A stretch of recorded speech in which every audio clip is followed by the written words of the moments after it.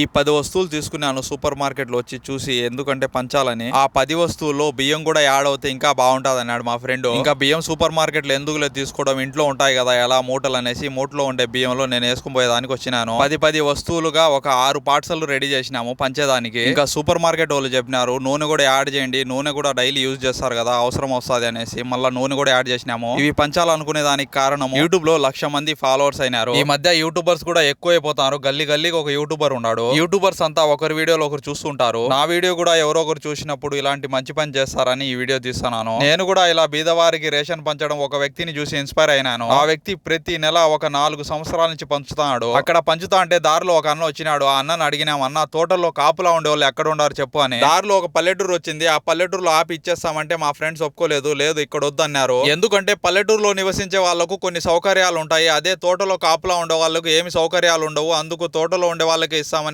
మా ఫ్రెండ్స్ పట్టుపట్టినారు. అక్కడికి 3 పనిచేసినాము, ఇంకా 3 ఉన్నాయి. ఇంకా లోపల పోతాము, తోటల్లో వెతుకుంటా ఎవరన్నా దొరుకుతారు తోటల్లో పనిచేసే వాళ్ళు అనేసి. ఆ రోజు ఎండ అయితే ఎందుకు చెప్తారులేండి, భలే ఎండ ఆ రోజు. ఇంకొంచెం లోపల వస్తే మట్టి రోడ్ వచ్చింది. రోడ్ ఏం బాగాలేదు. అక్కడ పిల్లలు కనబడితే వాళ్ళని అడిగినాము ఎక్కడుండారు మనుషులని. ఇలా లోపల తిరిగి తిరిగి పంచడం అంటే నేను ఒక్కడిని అయి ఉండేది కాదు, మా ఫ్రెండ్స్ ఇద్దరు కూడా కలిసి ఉండడంతో అయింది. మేము ముగ్గురం కలిసి పంచినాము. ఇది వాళ్ళకు కూడా ఇప్పుడు ఉన్నావు దక్కాల. ఇదే అండి లాస్ట్ ప్యాకెట్, ఆడికి అయిపోతాయి పార్సల్. ఇక్కడైతే ఇచ్చేటప్పుడు చల్లగా ఉండింది. 2 సేపు అక్కడ నిలబడినాము చెట్ల కింద. ఇంకా ఇండియా జర్నీ ముగిసిందండి, ఇంకా కువైట్ బయలుదేరడమే.